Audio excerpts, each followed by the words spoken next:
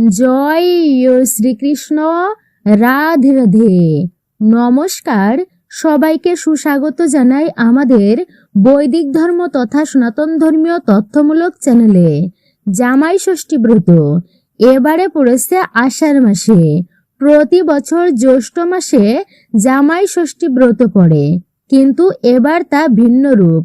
2026 সালে সনাতন ধর্মের বাঙালিদের কাছে জামাই ষষ্ঠী অত্যন্তই জনপ্রিয়, যেটি 2026 সালে পড়েছে ইংরেজিতে 20 জুন 2026 আর বাংলায় 5ই আষাঢ় 1433 শনিবার দিন এই জামাই ষষ্ঠী ব্রত পড়েছে। বাঙালিদের আচার অনুষ্ঠানগুলোর মধ্যে লৌকিক আচার অনুষ্ঠান অন্যতম। এই জামাই ষষ্ঠী বা অরণ্য ষষ্ঠী এই দিনটি অত্যন্তই গুরুত্বপূর্ণ। এটি আবার অরণ্য ষষ্ঠী নামেও পরিচিত। এই দিনে লৌকিক আচার অনুসারে দেবী ষষ্ঠী মায়ের পূজা অর্চনা করা হয়। বৈদিক শাস্ত্রে তার কোনো উল্লেখ না থাকলেও বাংলার প্রতিটি ঘরে থাকে জামাই ষষ্ঠীর বিশেষ আমেজ। আষাঢ় মাসে এই জামাই ষষ্ঠী এবার পালিত হচ্ছে ষষ্ঠী তিথিতে, তাই এই ষষ্ঠীকে অরণ্য ষষ্ঠী বা জামাই ষষ্ঠী বলা হয়ে থাকে। তাই এই অরণ্য ষষ্ঠীর দিন আপনারা কোন কোন কাজগুলো করবেন জামাইয়ের মঙ্গল কামনার জন্য বা সন্তানের মঙ্গল কামনার জন্য, বিশেষ করে আপনারা আজকে শ্রবণ করবেন বা মনে রাখবেন। বিবাহিতা মেয়ে জামাইকে নিমন্ত্রণ করে থাকেন বিশেষ করে এই দিনে, আর এই দিনে আদর আপ্যায়ন তথা এই শুভ দিনে তা একটু বেশি করে থাকেন। তাই অবশ্যই সন্তানের মঙ্গল কামনার জন্য আপনারা বিশেষ করে এই শুভ দিনে এই কয়েকটি খাবার ভুল করেও মুখে তুলবেন না, যেটি খাবার গ্রহণ করলে অবশ্যই কিন্তু আপনার পরিবারে অমঙ্গল নেমে আসতে পারে। তাই আপনারা সাবধান থাকবেন। জামাই ষষ্ঠী ব্রত প্রসঙ্গে এই গুরুত্বপূর্ণ ভিডিওটি আপনারা শুরু থেকে শেষ পর্যন্ত ভক্তি সহকারেই শ্রবণ করবেন। বাঙালি হিন্দু সমাজের জামাই ষষ্ঠীর অনেক গুরুত্ব ও মাহাত্ম্য রয়েছে, তাই অবশ্যই শুরু থেকে শেষ পর্যন্ত ভক্তি সহকারেই শ্রবণ করুন। আর আপনি যদি আমাদের বৈদিক ধর্ম চ্যানেলের নতুন দর্শক হয়ে থাকেন বা এই প্রথমবার ভিডিও দেখছেন, বিনীত অনুরোধ চ্যানেলটি অবশ্যই সাবস্ক্রাইব করবেন, পাশে থাকার নোটিফিকেশন বেল আইকনটি অল করে রাখবেন। একজন সনাতনী ব্যক্তিকে আপনারা সাপোর্ট করবেন আমি আশা রাখছি। সকলকে সুস্বাগত জানাই বৈদিক ধর্ম তথা সনাতন ধর্মীয় তথ্যমূলক চ্যানেলে। আপনারা ভিডিওতে একটি লাইক করবেন আর কমেন্টে জয় মা ষষ্ঠী দেবীর জয় অথবা আপনার গুরুদেবের নামটি একটি বারের জন্য হলেও লিখে জানাবার জন্য বিনীত অনুরোধ জানাচ্ছি। তাহলে চলুন প্রবেশ করি আজকের মূল ভিডিওতে, অর্থাৎ মূল আলোচনায়। আপনারা শুধু শুরু থেকে শেষ পর্যন্তই শ্রবণ করবেন ভক্তি সহকারে। প্রতি বছরে জামাই ষষ্ঠী ব্রত জ্যৈষ্ঠ মাসের শুক্লপক্ষে পালন করা হয়ে থাকে, কিন্তু এইবার জামাই ষষ্ঠী ব্রত জ্যৈষ্ঠ মাসের পরিবর্তে আষাঢ় মাসে পালিত হচ্ছে 20 জুন 5ই আষাঢ় শনিবার দিন এই শুভ অনুষ্ঠানটি। জামাই ষষ্ঠী মানে শুধু খাওয়া দাওয়াই আনন্দ উৎসব নয়। বাংলার 13টি পার্বণের মধ্যে জামাই ষষ্ঠী একটি লৌকিক পার্বণ। বাংলার প্রাচীন ব্রতগুলির মধ্যে একটি ব্রত হচ্ছে এটি। সনাতন হিন্দু ধর্ম মতে ষষ্ঠী দেবী তিনি সন্তানের মঙ্গল কামনার্থের একজন শ্রেষ্ঠ দেবী। তিনি গর্ভবতী হওয়ায় আশীর্বাদ প্রদান করেন, মাতৃত্ব এবং বংশ বৃদ্ধির আশীর্বাদ প্রদান করে থাকেন। সাধারণত জ্যৈষ্ঠ, ভাদ্র, আশ্বিন, অগ্রহায়ণ, মাঘ মাস ও চৈত্র মাসের শুক্লা ষষ্ঠী তিথিতে এই দেবীর পূজা অর্চনা করা হয়ে থাকে। তবে মাসভেদে একই দেবীর ভিন্ন নাম, বিভিন্ন পূজা বৈশিষ্ট্য লক্ষ্য করা যায়। জ্যৈষ্ঠ মাসের শুক্লপক্ষের তিথিতে এই জামাই ষষ্ঠীর নাম অনুসারে বেশি পরিচিত এই জ্যৈষ্ঠ মাসের শুক্লপক্ষের জামাই ষষ্ঠী, কিন্তু 2026 সালে তিথি ঘুরে পড়েছে আষাঢ় মাসে। জামাইকে এই দিনে শাশুড়ি মায়েরা বিশেষ করে তারা জামাইয়ের জন্য বিভিন্ন ভোজন দ্রব্য রন্ধন করে থাকেন এবং জামাইয়ের মঙ্গল কামনায় মা ষষ্ঠীর ব্রত পালন করে থাকেন। জামাইকে ঘিরে শাশুড়িদের এই অনুষ্ঠান বর্তমান এক উৎসবের আকার ধারণ করে রয়েছে। মা ষষ্ঠীকে সন্তান সন্ততির দেবী বা দেব বহির্ভূত লৌকিক দেবী বলা হয়ে থাকে। মা ষষ্ঠী সন্তানদের মঙ্গল কামনা ও আশীর্বাদ করে থাকেন। ঘর ও মন্দিরের বাহিরে বট করমচার ডাল পুঁতে এর প্রতীক অর্থে অরণ্য রচনা করে এই পূজা পালন করা হয়ে থাকে। এই জন্য জামাই ষষ্ঠীকে অরণ্য ষষ্ঠীও বলা হয়ে থাকে। ষষ্ঠীর উদ্দেশ্য হচ্ছে ঘট স্থাপন করা। এই দিনে প্রত্যেকেই দুর্বা গাছ থেকে 12টা দুর্বা পূজার ঘটে বিশেষ করে অর্পণ করে থাকেন। আর এই দিনে ঘর থেকে অন্যের দেওয়া 12টি দুর্বা নিয়ে নিজেই দুর্বার ঘটে অর্থাৎ ষাটের জল দিয়ে হাতে হলুদ সুতো বেঁধে দুর্বা গাছায় বাঁধা হয় বিশেষ করে। এরপর ছেলে মেয়েদের বা জামাইয়ের ষাটের জল দিয়ে হাতে হলুদ সুতো বেঁধে দেওয়া হয়। বর্তমান নতুন বস্ত্র, উপহার, ফলমূলাদি, পান, সুপারি, ধান, দুর্বা, বাঁশের করুণ, তালের পাখা, করমচা দিয়ে শাশুড়িরা বিশেষ করে এই দিনে মা ষষ্ঠীর ব্রত ও পূজা অর্চনা করে থাকেন। মায়েরা এই দিনটি উদযাপন করে থাকেন জামাই ষষ্ঠীর দিন। আসলে ষষ্ঠী তিথিতে দেবী ষষ্ঠীর আরাধনা করা হয়। মা ষষ্ঠী সন্তানের দেবী। সন্তানের মঙ্গল কামনা করে ষষ্ঠী দেবীর আরাধনা করেন সকল মায়েরা। তাই এই ষষ্ঠীর দিনে সন্তান সহ জামাইয়ের মঙ্গল কামনার্থে বিশেষ করে এই দিনটি উৎসর্গীকৃত। তাই অবশ্যই মনে রাখবেন এই দিনে আপনারা বিশেষ করে এই কয়েকটি খাবার ভুলেও মুখে তুলবেন না। আর কি কি করবেন, আর এই দিনে আপনারা ভুলেও কি কি করবেন না, সমস্ত কিছু আপনাদের সাথে আলোচনা করা হবে। তাই মনোযোগ সহকারে আপনারা অবশ্যই শ্রবণ করুন। আপনারা এই দিনে এই নিয়মগুলো পালন করতে পারলে অবশ্যই মেয়েকে সুখী রাখতে পারবেন। জামাই ষষ্ঠীর দিন জামাই যাতে একা শ্বশুর বাড়িতে প্রবেশ না করে অবশ্যই লক্ষ্য রাখবেন। মেয়ে জামাই সকলেই অর্থাৎ দুজনেই যেন আপনার বাড়িতে আসে। আপনারা এই দিনে জামাই যাতে একা না আসে সেই বিষয়টি অবশ্যই আপনারা খেয়ালে রাখবেন। জামাই ষষ্ঠীর একদিন আগেই বাড়ি ঘর দুয়ার আপনারা পরিষ্কার পরিচ্ছন্ন করে রাখবেন। জামাই ষষ্ঠীর একদিন আগেই বাড়িতে আপনারা স্নান করে এসে অবশ্যই ঘট স্থাপন করে রাখবেন। তাতে একটি তুলসী পাতা দিয়ে রাখবেন। জামাই ষষ্ঠীর দিন মেয়ে জামাইয়ের মঙ্গল কামনায় মা ষষ্ঠীর কাছে আপনারা ব্রত ও পূজা অর্চনা করবেন, প্রার্থনা জানাবেন। আপনারা এই দিন আপনাদের বাড়িতে মেয়ে জামাই এলে সেই জল মেয়ে জামাইয়ের উপর ছিটিয়ে দেবেন। বিশেষ করে পরিবারের মঙ্গলার্থেও আপনি এই কাজটি করতে পারেন, আপনার সন্তানের মঙ্গলার্থেও করতে পারেন। ঘটে জল রেখে সেটি আপনারা ছিটিয়ে দিতে পারেন এই জামাই ষষ্ঠীর দিনে। এই দিন 5টি বা 7 পাক আপনারা সাদা সুতোয় অর্থাৎ আপনারা সাদা সুতোর 5 বা 7 পাক ঘুরিয়ে হলুদ মাখিয়ে মা ষষ্ঠীর কাছে রেখে দেবেন। পূজার পর সন্তান বা জামাইয়ের হাতে সেই সুতা বেঁধে দিবেন। এই দিনে তারা মায়ের পায়ের সিঁদুর নিয়ে জামাই বা মেয়েকে তিলক আপনারা করান। মেয়ে জামাইয়ের দাম্পত্য জীবন এতে সুখী হবে। এর ফলে পরিবারে সুখ সমৃদ্ধিতে ভরে থাকবে। জামাইকে বরণ করে মিষ্টি খাওয়ানোর পর সাদা জল না দিয়ে কাঁচের গ্লাসে ডাবের জল দিবেন।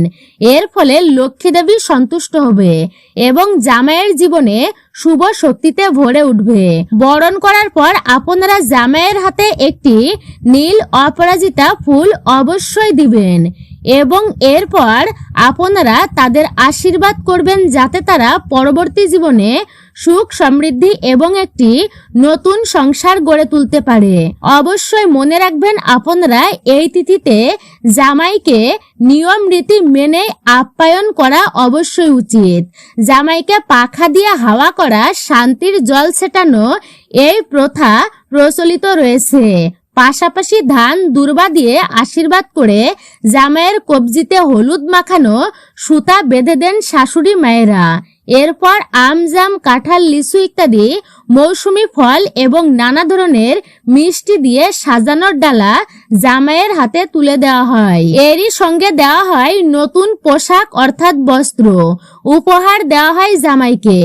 অবশ্যই যে পোশাকটি আপনারা যে রঙের পোশাকটি দান করবেন সেটি হচ্ছে হলুদ রঙের পোশাক দান করবেন। এটি অত্যন্তই শুভ হবে আপনাদের জন্য। কিন্তু বিশেষ করে জামাইকে কোনো মতে আপনারা কালো রঙের পোশাক দান করবেন না, অর্থাৎ কালো রঙের কোনো বস্ত্র দেবেন না। যে কোনো পার্বণে ভুঁড়ি পূজা ছাড়া সম্পূর্ণ হয় না, অর্থাৎ সেই পার্বণটি পরিপূর্ণ হয় না। তাই জামাইয়ের পছন্দের একাধিক পদ আপনারা এই দিনে রন্ধন করে থাকেন, বিশেষ করে শাশুড়ি মেয়েরা। কিন্তু আপনারা মনে রাখবেন জামাইকে এই খাবারগুলো অবশ্যই নিবেদন করবেন না, নইলে পরিবারের অমঙ্গল হতে পারে। জানতে পারবেন সেই খাবারগুলি কি কি। আষাঢ় মাসের ষষ্ঠীতে পালিত হচ্ছে 2026 সালে জামাই ষষ্ঠী তথা অরণ্য ষষ্ঠী ব্রত। আষাঢ় মাসের 5 তারিখ শনিবার 20 জুন। আর এই দিনে আপনারা যে যে খাবারগুলি গ্রহণ করবেন না অবশ্যই মনে রাখবেন। শাশুড়ি মায়েরাও গ্রহণ করবেন না, এমনকি জামাইকেও দিবেন না। সর্বদাই মনে রাখবেন এই ষষ্ঠীতে আপনার জন্য বিশেষ করে অশুভ হতে পারে যদি নিয়মগুলি মান্যতা না করেন। তাই বিশেষ করে সন্তানের মঙ্গল কামনার জন্য অনেক মায়েরা এই দিনে ব্রত উপবাস পালন করে থাকেন। তাই যদি আপনারা নিম পাতা বা কোনো ধরনের তিতো জাতীয় খাবার এই দিনে গ্রহণ করেন তাহলে অবশ্যই সন্তানের জন্য খারাপ ভাগ্য হতে পারে, অমঙ্গল আসতে পারে। আপনারা এই দিনে নিম পাতা বা তেতো জাতীয় কোনো খাবার খাবেন না। উচ্ছে, করলা, চিরতা পাতার রস অর্থাৎ তেতো জাতীয় কোনো খাবারই এই দিনে গ্রহণ করবেন না। আপনারা অবশ্যই সতর্ক ও সাবধানে থাকবেন এবং জামাই বা সন্তানকেও এই খাবারটি আপনারা খেতে দিবেন না। এছাড়া অবশ্যই অসুচি হয়ে আপনারা খাবার কিন্তু রন্ধন করবেন না বা সেই খাবার আপনারা অর্পণ করবেন না। আপনারা বিশেষ করে শুচি ও পবিত্র হয়ে খাবার তৈরি করবেন এবং সেই খাবার ভগবানকে নিবেদন করে তারপরে আপনারা জামাইকে গ্রহণ করাবেন, মানে সেই প্রসাদী খাবার। এই অরণ্য ষষ্ঠী বা জামাই ষষ্ঠীর দিনে এই দিনে পোড়া খাবার খাওয়া অর্থাৎ পোড়া জাতীয় খাবার একদমই মুখে তোলা উচিত নয়। যেমন বেগুন পোড়া, আলু পোড়া, রুটি পোড়া, টমেটো পোড়া আপনারা মুখেও তুলবেন না এই দিনে। মনে রাখবেন কিছু ভক্তরা বিশেষ করে 6 দিন ধরে কেবলমাত্রই ফল, নারিকেল, জল এবং রস তারা খেয়ে থাকেন, বিশেষ করে শরবতও খেয়ে থাকেন মায়েরা বা শাশুড়ি মায়েরা। কিন্তু যে সকল ভক্তেরা সম্পূর্ণভাবে ব্রতটি পালন করবেন এই অরণ্য ষষ্ঠী বা জামাই ষষ্ঠী, তারা অবশ্যই এই দিনে নিরামিষ খাবার আহার করবেন, যাতে কোনো ধরনের আমিষ আহার না করা হয় সেই বিষয়ে আপনারা খেয়াল রাখবেন।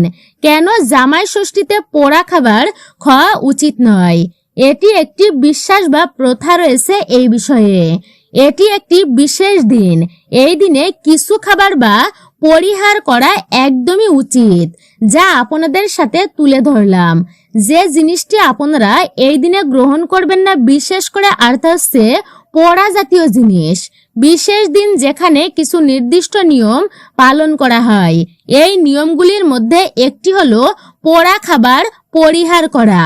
পোড়া খাবার অনেক সময় বিষাক্ত হয়ে থাকে, শরীরের জন্য ক্ষতিকর হয়। ষষ্ঠীতে পোড়া খাবার খাওয়া উচিত নয়। তাই অবশ্যই মনে রাখবেন এই ষষ্ঠী তিথিতে পোড়া খাবার খেলে আপনার কপালে দুর্ভাগ্যও নেমে আসতে পারে।